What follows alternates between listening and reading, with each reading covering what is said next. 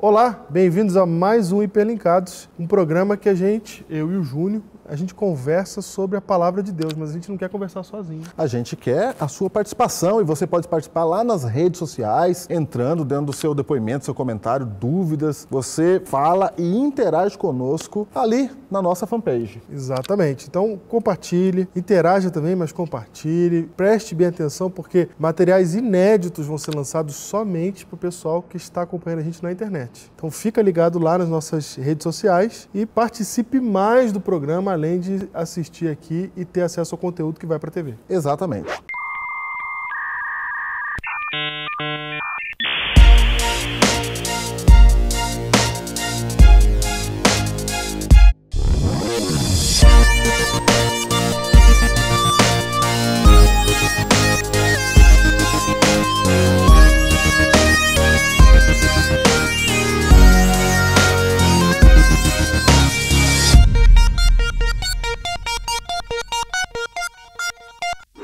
Júnior, o programa de hoje ele é um chamado para você que está assistindo a gente, foi um chamado para nós, é um chamado para você que está assistindo isso, um chamado que tem na Bíblia para todo cristão. E é um chamado diferente, porque ele chama você para ser uma pessoa... Antes de você falar a palavra, que é o título do Hiperlinkado de hoje, eu gostaria de dizer para você que está aí, se você ouvir a palavra, você vai ter que assistir até o final. É boa. Porque se você ouvir o título e for embora, você não vai entender o que está acontecendo. Exato. Não é? Então, qual é a palavra? Qual é o convite? A gente é convidado para ser o quê? Alienados. Alienados. É o título do programa de hoje. Para começar, a gente vai ter que ler um texto da Bíblia para poder começar a ter uma ideia do que a gente está falando, de que chamado a gente está falando. Porque alienado, Diego, na minha cabeça, é o cidadão que não entende de nada e que não está preocupado com as coisas que são sérias. É o cara que está fora de algum contexto. Ele está fora do contexto. Aí ele está alienado. Ele está alienado. E você está Se chamando... você está falando no contexto da escola, de um cara que está alienado, você fala um cara que está na escola, mas não está a cabeça lá, está em outro mundo, está fazendo outra coisa. Isso. E você está chamando o nosso povo aí... Para ser alienado. Para ser alienado. Na verdade, não sou eu que estou chamando.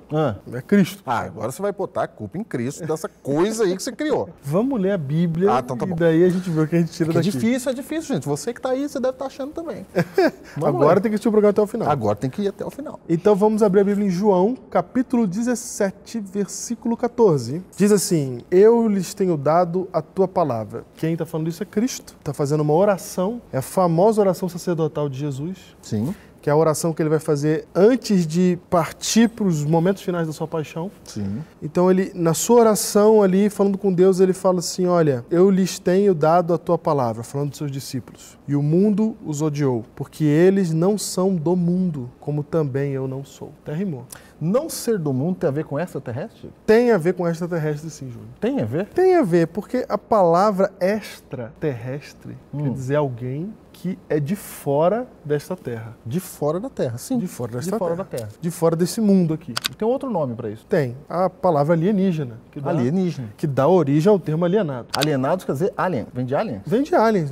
Nos Estados Alienados, aquele que é de fora. Isso. Inclusive nos Estados Unidos isso é um termo bem mais usado que aqui no Brasil, que é aquele que vem de fora, o forasteiro, o imigrante, pode ser chamado de alien no idioma local. O estrangeiro. O estrangeiro. Assim como na Idade Média, estrangeiro era o bárbaro. Isso. Hoje o estrangeiro é o alien. Exatamente. No português a gente não tem muito esse sentimento, não, mas ele é bem comum, inclusive, no inglês. Entendi. Então, olha aí. O alien, o alienígena, é o que é de fora do nosso território. Inclusive, Júnior, no texto em inglês da Bíblia, tanto da King James quanto da Nova Versão Internacional, tem um texto de Pedro que fala sobre não sermos desse mundo, que ele usa o termo alien. Olha, ele tá lá na Bíblia. Tá na Bíblia. Então, essa ideia da gente não ser daqui, da gente ser meio alienígena, é uma ideia bíblica. Na verdade, o próprio Alien, né, os filmes, etc., recebe esse nome porque ele não é daqui. Exatamente. O ET é ET porque ele é extraterrestre. Exatamente. Ele não é daqui, porque ele é alien. Exato. Entendi. Então, você está dizendo para mim e para todo mundo aqui que nós somos convidados por Cristo a ficar de fora do mundo? Gostei do jeito que você perguntou, porque tem um detalhe aí que você falou que não é isso. Vai. Percebam comigo o que Cristo diz. Ele diz que o mundo os odiou porque eles não são do mundo, como também eu não sou. Mas no verso 15 ele fala, não peço que os tire do mundo. Opa, esse verso 15 repete. Não peço que os tire do mundo, e sim que os guardes do mal. Então, Diego, olha só, quando a gente ouve esse termo assim, ó, ser do mundo, não ser do mundo, eu tenho a impressão que o chamado cristão é para você se retirar das pessoas, se retirar dos amigos que não são da igreja, que não têm a mesma fé com você vai embora, e se você vive a sua vida longe da igreja, você para de viver essa vida e agora vai viver uma vida de igreja. Só um instante, esse contexto de chamar de mundo que não é de igreja é algo pós-cristão. Ou seja, quando Jesus fala mundo aqui, ele está falando do planeta Terra. Ele está falando do mundo. Ele não está falando de fora da igreja. Ele está falando do mundo. Ah, entendi. Essa ideia de que mundo é o que define o que está fora da igreja, Sim. É um conceito que o cristianismo criou essa semântica. Certo? Entendi. Mas no contexto de Jesus, naquela época, não existia o mundo e a igreja. Não existia esse contexto. Então, quando Jesus fala mundo aqui, ele está falando literalmente da terra, do estilo de vida, do jeito de viver das pessoas no mundo. Diego, isso que você está falando é muito importante, cara. Faz toda a diferença. A gente vive aqui achando que essa expressão sair do mundo é entrar para a igreja. E você está me dizendo agora que não, que Jesus fala para eu entrar para a igreja, mas sem sair do mundo. Exatamente. Entendeu o que eu estou querendo dizer? Exatamente. Aqui? Nesse contexto aqui. Nesse contexto aqui. Há outros textos lá na frente que usam terminologia mundo mais parecido com esse jeito que a gente usa hoje. Entendi. Mas não estamos tratando dele aqui agora, estamos tratando do texto da oração de Jesus. Entendi. Então, na verdade, Jesus fala assim, ó, eu quero que você fique livre do mal, mas você fique amigo das pessoas que você continua amigo.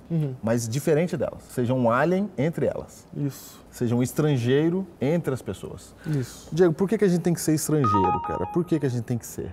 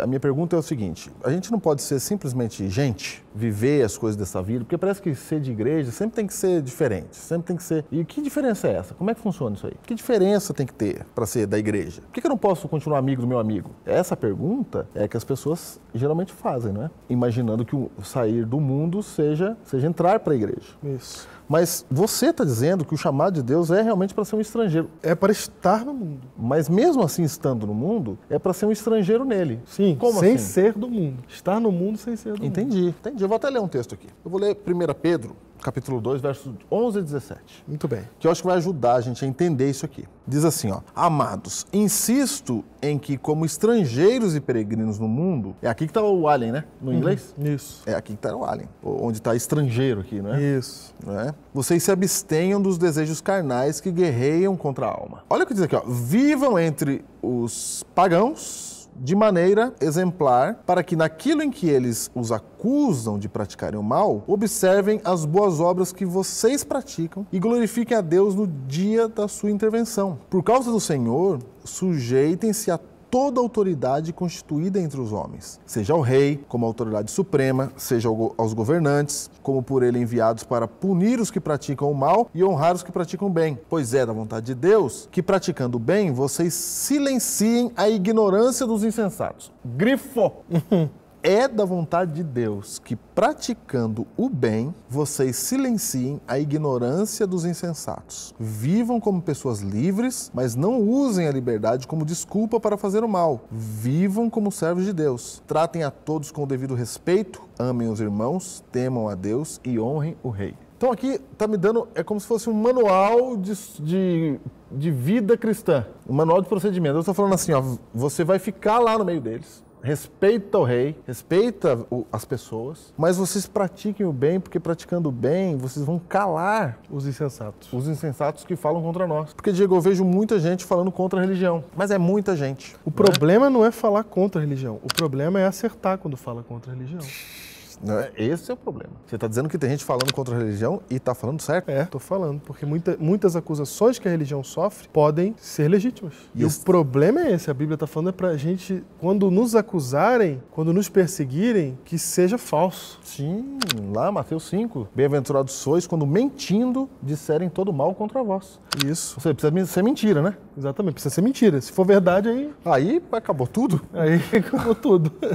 Então a gente precisa ter um procedimento que vai fazer com que se as críticas à religião sejam derrubadas pela prática de uma vida, de um comportamento diferente. Entendi. Porque, Diego, eu vejo de vez em quando alguém faz aí na TV, na mídia, faz alguma piada contra os religiosos.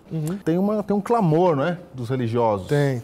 Para defender. E eu noto, Diego, que você não vê muita piada contra a Cruz Vermelha. Já viu? Não, nunca vi. Não tem piada contra a Cruz Vermelha. Tem piada assim contra Nelson Mandela? Sim? Não. Zombando de Nelson Mandela? Não. De Madre Teresa de Calcutá tem piada? Não tem. Martin Luther King também não tem piada. Martin Luther King não tem piada? Por que não tem piada e tem piada de mim, de você? Por quê? Por quê? Eu acho que é por não seguir esse ensinamento bíblico aqui.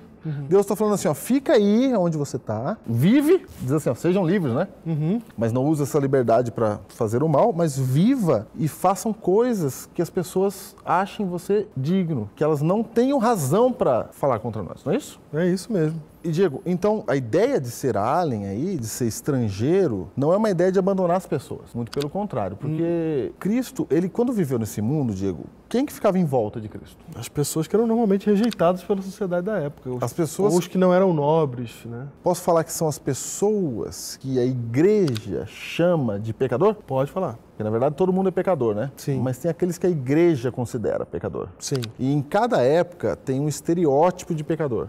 Tem alguém que a gente acha que é terrível. Isso, verdade. Então, essas pessoas terríveis, elas costumavam andar em volta de Cristo, né? Exatamente. Então, Jesus passava, o terrível passava atrás. Isso. E falava, vou falar com ele, vou conversar com ele. Se você vê os Ele atraía essas pessoas. Atraía essas pessoas. Pode ver os discípulos de Cristo, né? Os discípulos de Cristo, você tinha terrorista lá, que era o Zelote. Sim. Você tinha gente que o apelido era filho do trovão. Tanto que Jesus, o povo da igreja rejeitou Cristo. Na verdade, quem não gostava de Cristo é quem acusava ele falsamente. Entendi. Porque ele não era digno daquelas acusações. Ele fazia algo que incomodava aquelas pessoas e, por incomodá-las, elas inventavam maneiras de acusá-lo. Mas ele, de fato, estava sendo perseguido injustamente. Então, esse sentido de alienados não é uma desculpa para você ser um chato. Não é desculpa para você ser uma pessoa que incomoda os outros porque é cristão. Ah, não, porque eu sou cristão, porque eu não sou desse mundo. Então, aí você começa a ser o tipo de gente que incomoda os outros. Porque aí, quando eles falarem mal de você, eles estão falando a verdade. A questão é que a Bíblia diz que, quando falarem mal de você, elas precisam estar mentindo, porque, de fato, você é muito diferente daquilo que elas estão dizendo. Porque tem um detalhe importante, porque hoje em dia os excluídos do nosso tempo, aqueles que a gente acha que são terríveis, eles não estão procurando a igreja. Eles não estão querendo se aproximar de Cristo. Eu noto cada vez mais as pessoas que podem ter inúmeras dúvidas e problemas acerca da própria vida, elas não estão procurando a resposta na religião. Estão procurando a resposta em outras coisas, porque entendem que os religiosos são o que você está falando, são chatos. O que quer dizer? Isso mesmo.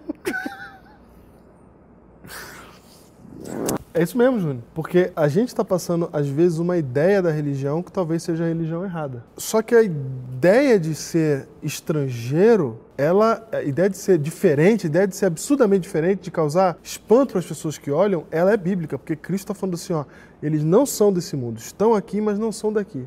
Como seria um encontro com alguém que não é daqui? E eu não estou nem falando de alienígena aqui, para você imaginar um cara com 3 olhos. Eu estou falando o seguinte, imagina que você encontra com alguém que é de outro lugar. Sempre é um choque cultural, sempre é um impacto, sempre a gente acha diferente o jeito que anda, o jeito que veste, o jeito que fala. Então, a gente vai causar um choque se a gente for exatamente aquilo que Jesus quer que a gente seja. Mas não é um choque negativo, não é um choque de, eles são insuportáveis, eles são chatos. Estou entendendo.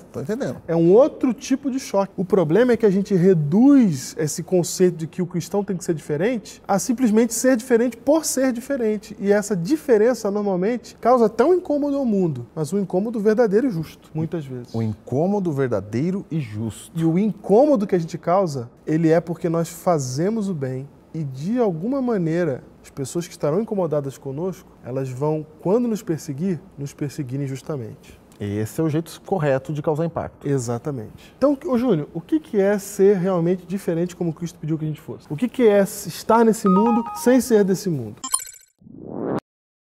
Pensa um pouco comigo. Não é fácil demais amar todos aqueles que nos amam? Eu amo, por exemplo, muito a minha mãe. Mas isso é fácil. Ela sempre cuidou de mim, ela sempre esteve lá quando eu precisei, ela sempre me amou. Na verdade, ela me amou até primeiro do que eu amei. Agora vamos para um outro extremo. Será que eu conseguiria amar o assassino da minha mãe?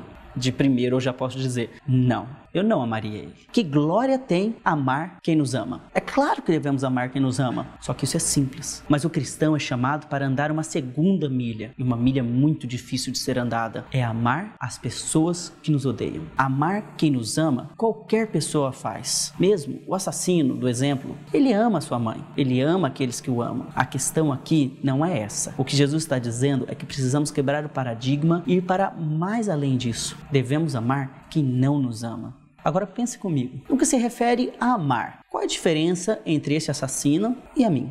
Nós dois amamos quem nos ama. Nisso, somos absolutamente iguais. Então, amar quem nos ama não nos torna cristãos. Nos torna apenas pessoas normais, seres humanos como qualquer um. O que nos faz cristãos é amar os nossos inimigos. Veja o exemplo de Cristo. A Bíblia é clara em nos dizer que nós sempre fomos seus inimigos. Nós amamos, na verdade, o pecado e nunca amamos Cristo. Mas mesmo assim, isso não impediu que ele descesse até aqui, morresse na cruz por cada um de nós. João é muito claro em dizer que, na verdade, nós só podemos amar a Cristo porque ele um dia nos amou primeiro.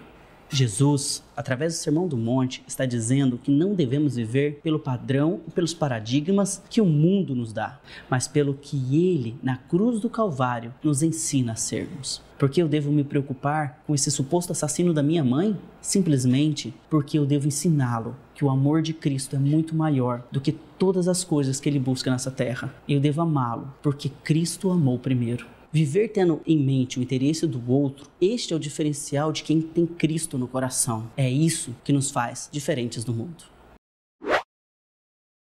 A gente normalmente imagina o seguinte, que é trocar o estilo de vestir, talvez o estilo de comer, O lugar que frequenta. exatamente, em termos de lugares que vai, de gente que anda, etc. A gente normalmente pensa nesses níveis. Isso, mas eu acho que isso é só isso é o resultado final lá na ponta, não é a essência. Isso é o efeito. É o efeito do que a gente está querendo dizer. Ok. A resposta para a sua pergunta é o seguinte: viver o cristianismo mesmo é quando você educa seu filho e você treina o seu filho, você fala assim, eu quero que meu filho seja um cristão. Então eu estou treinando ele para que, se possível for, quando tiver um grupo com ebola lá na África, o meu filho ele vai levantar a mão e ser voluntário para ser um enfermeiro naquele lugar. Choca isso, não choca? Choca. Para ir para uma doença que vai matar os enfermeiros, porque é uma doença desconhecida. Mas eu estou treinando meu filho para que a vida dele seja para o benefício de outros. É isso que é o choque que a gente deveria causar. Porque o cristão é aquele que vai, aquele que se entrega. Mas geralmente, Diego, não é assim que eu faço. Eu educo meu filho para que ele fique aqui perto de mim, ele se forme, ele se case, não tem nenhum problema com essas coisas. Mas eu estou falando lá na essência, lá dentro. O que você está falando é o seguinte, a gente cria os nossos filhos para esse mundo. Essa é a verdade. O nosso pensamento como cristão, e eu estou falando aqui da grande maioria, é viver para esse mundo. A gente pensa assim, eu vou criar meu filho para ele ser alguém que vai ser bem sucedido, que vai ter prestígio, porque vai ser alguém que estudou, porque vai ter condições de comprar as coisas, porque vai ter um bom trabalho, porque fez um bom estudo. Então, na verdade, você passou aquele seu tempo ali investindo no filho para que ele seja bem sucedido aonde? Aqui. Aqui. Só tem um detalhe, nós não somos daqui. Essa questão da postura, e é esse chamado de ser alienado que Cristo está fazendo. Você deve viver aqui sim, mas você tem que ter a consciência de que você não é daqui. E se você não é daqui, as suas escolhas aqui serão diferentes. Como, por exemplo, você citou o caso do ebola, você é um pouco mais cristocêntrico, fala quem aqui, ou quem aí está assistindo agora o nosso programa, está criando seu filho para ser médico, engenheiro, advogado, professor, arquiteto. E quem que está nos assistindo está criando seu filho para ser pastor, missionário numa terra que talvez ele não volte. Quem está vivendo para cá e quem está vivendo aqui, mas que não é daqui. Não tem nada contra ser arquiteto. Nada contra ser médico, Contra ser arquiteto, nada. advogado, nada. Mas o próprio arquiteto, ele pode ter a missão, com o seu talento, Sim. com o seu trabalho, de salvar pessoas que necessitam, Sim. não é? É a questão o que você faz com o seu trabalho, com a sua vida. Isso. E geralmente a gente está usando a igreja para a gente ir bem lá fora. Bem nesse mundo, você está falando. Sim, nesse mundo. A igreja é apenas um instrumento para a minha vida no mundo ficar melhor. Dá um exemplo. Eu estou vivendo a minha vida. Aí alguma coisa dá errado na minha vida, perdi um emprego. Eu preciso de Deus, vou para a igreja. Ah, certo, entendi. Eu estou indo na igreja para resolver um problema com o mundo. Isso, exatamente. Eu tenho um problema de emprego, eu vou para onde? Para a igreja. Pra igreja. Para resolver qual o problema? Do mundo, do emprego. Outro dia eu parei no sinal e o cara veio vender um perfuminho e eu tava sem dinheiro de papel. E aí eu falei pra ele, eu tô sem dinheiro nenhum. E aí ele entendeu que eu tava sem dinheiro na vida. E aí ele parou, encostou na minha janela e ele falou, olhou pra mim e falou, olha, na igreja tal vai ter um programa poderoso, vai lá dia tal, só pra empresários e tal, não sei o quê. Então quer dizer, a gente tá começando a relacionar dentro do cristianismo Deus como a solução para os nossos problemas econômicos. Do mundo, financeiros. Ele é só um instrumento para isso. Ele é exatamente. O que isso está demonstrando? Um tipo de cristão que não está vivendo para um outro reino. Vive para esse reino aqui. E aí, quando a gente vai querer ser diferente do mundo, a gente erra. Isso. A gente fica chato. Porque aí a gente quer ser diferente só nas formas. A gente cria uma forma só diferente. Do lado de fora. Do lado de dentro, não. Mas do lado de fora é diferente. Então, eu vivo para conseguir ser bem sucedido aqui nessa terra. Mas uso a roupa tal, não vou em certos lugares e não falo com certas pessoas. O que está acontecendo aqui? Você, na verdade, é um outro tipo de alien, não é o que Jesus está pedindo para que você seja. Entendi. Porque Jesus está chamando a gente para ser revolucionário, é isso? Exatamente. Ele está chamando você para ser diferente. No bom diferente. sentido, porque agora falar revolucionário hoje está meio... tem um problema. Revolucionário igual Madre Teresa, igual Martin Luther King, igual... Mandela, exatamente. Igual Jesus Cristo, igual essas pessoas, esses personagens que não viveram para si. E a revolução deles foi o quê? O que chamou a atenção nesses daí? O que eles têm em comum? Eles não vivem para eles. Eles não vivem para eles. É isso. É isso. E quando eles não vivem para eles... você se torna um bicho esquisito. Causa um choque. Você se torna um alienígena. Eu, quando penso em Mandela, o camarada ficou 20 e tantos anos preso. E aí, quando ele sai da prisão, ele vira presidente do país. Chegou a hora da vingança. É claro que chegou a hora da vingança. Não chegou a hora da vingança? Chegou. Chegou a hora da vingança. Fui oprimido por um governo, agora eu sou o governo. O que eu faço? O que você faria? Ele vai e fala, não, eu amo todo mundo, acabo com a briga, vamos ficar todo mundo bem. Aí ele morre, o que acontece? O mundo para ver esse cara, porque ele chocou. Igual Cristo Jesus. Então, o verdadeiro revolucionário, Júnior, é aquele que entrega a sua vida pelo outro. E isso é tão diferente que a gente pode chamar esse cara de alienígena. Entendi. E ele é inspirador. A gente quer ser assim. A gente olha histórias como essa e fica impressionado. E a maioria de nós olha para esses personagens e fala assim, nossa, como essa pessoa é, como ela foi, mas não consegue entender o porquê. Se você olhar para Cristo, elas só imitaram Cristo. Não é muito engraçado que Madre Teresa ganhou um prêmio Nobel porque fez aquilo que Cristo mandou? Olha aí. Nós estamos dando o prêmio Nobel para quem faz o que Cristo pediu para fazer. Uma pessoa fez. Uma pessoa. E todos os cristãos? Imagina. O chamado é para isso. É isso que a gente está falando. O chamado de Cristo é para isso. É para as pessoas olharem e falarem, você não é desse mundo, cara. Jesus dizia a todas as pessoas, se alguém quiser acompanhar-me, negue-se a si mesmo, tome diariamente a sua cruz e siga-me. Pois quem quiser salvar a sua vida, a perderá. Mas quem perder a vida por minha causa, este a salvará. Pois que adianta o homem ganhar o mundo inteiro e perder-se ou destruir-se a si mesmo? Você não está aqui para fazer a sua vontade. Qualquer ladrão, corrupto, estuprador, assassino, idólatra, imoral, faz a sua vontade. Você está aqui para ir contra a sua vontade, porque cristianismo é fazer a vontade de Deus, de Cristo. Negar-se a si mesmo é o oposto da tendência da nossa natureza. Por isso, o que nós temos feito em nossas igrejas, relacionamentos, famílias, será que realmente reflete esse negar-se a si mesmo para fazer a vontade de Deus? Se alguém se envergonhar de mim e das minhas palavras, o Filho do Homem se envergonhará dele, quando vier na sua glória e na glória do seu Pai e dos santos anjos. É muito mais fácil a gente andar na direção da correnteza desse senso comum, dessa tendência natural e normal da humanidade, do que andar na contramão do mundo, pensar e viver de uma forma que causa atrito com as pessoas, com a sociedade, com esses princípios ao nosso redor. Muitas vezes não temos coragem de viver os valores do reino, de sermos vistos como cristãos. E nesse caso, negamos aos outros o testemunho de quem Deus é na nossa vida e pode ser na vida deles também. Se de fato a gente entende quem Deus é, e se a gente de fato o conhece de verdade na nossa intimidade, no nosso coração, na nossa fé, nós nós devemos contar isso para as pessoas, com a mesma empolgação que as pessoas discutem política, futebol, arte, cinema, tecnologia e etc. Que Deus seja o maior e o centro daquilo que a gente é, daquilo que a gente faz, daquilo que a gente fala e daquilo que a gente vive nesse mundo. O chamado é para que você vende um carro e aí, uma semana depois, funde o motor do carro. Isso. Imagina, você vendeu o carro, você comprou um carro e fundiu o motor. Aí você vai ligar para o ex-dono. Como é que o brasileiro faz? Como é que o brasileiro faz? O brasileiro faz assim, vendi, porque o brasileiro vende carro quando? Quando está quebrado. Quando ele sabe que vai fundir o motor. Isso. Olha que maravilha. É assim que ele faz. Ah, vai fundir o motor, então o que eu faço? Vou vender. Tá na hora de vender. Vai vender. Já vi várias vezes a gente falar isso. Aí ele vende. Ele fala para outra pessoa, ele acha normal. Normal. Não, esse carro aqui está ficando ruim, já está velho, está na hora de vender. Vamos vender. Aí ele vende, funde o motor, fala, ó, fundiu. Azar de que Deus abençoe você. Isso. Que Deus abençoe você. Exatamente. Que Deus tenha misericórdia da sua alma. Isso.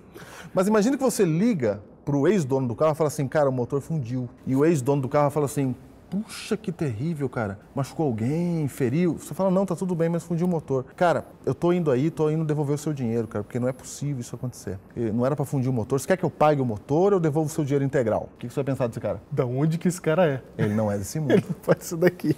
Exatamente. Porque quando você faz uma ligação dessa para dizer que o motor fundiu, você já liga todo armado, porque você sabe que vai ser uma guerra. Vai ser uma guerra. É. O que esse cara vai dizer? Será que ele vai atender o telefone? Isso, né?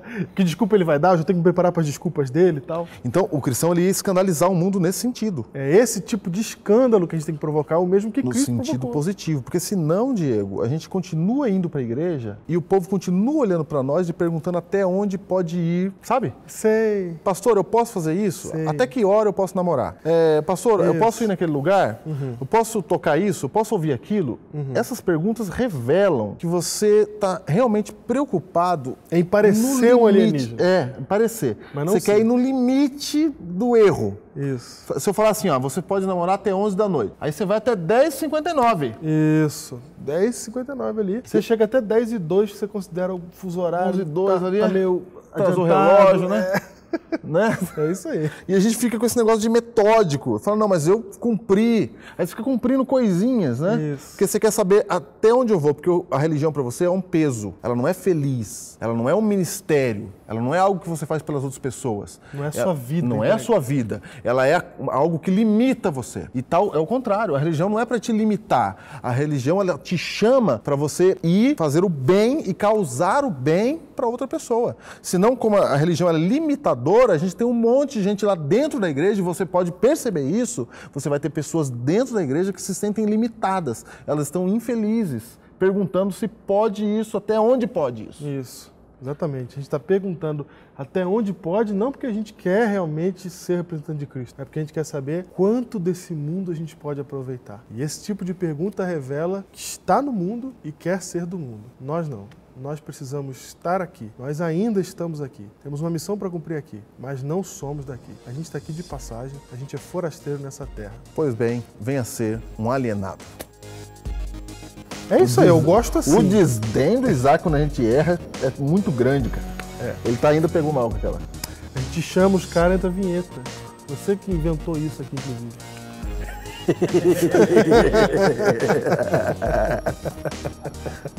Você está preparado? Porque o programa de hoje é de outro planeta. De outro planeta? É de outro planeta. Ah, eu consegui, cara. Não corta isso, não. Vai ficar. Não. Vai ficar ficou isso horrível. no programa. Não vai ficar. O programa de hoje é Joe. De outro planeta. De outro planeta. Não, ficou bom.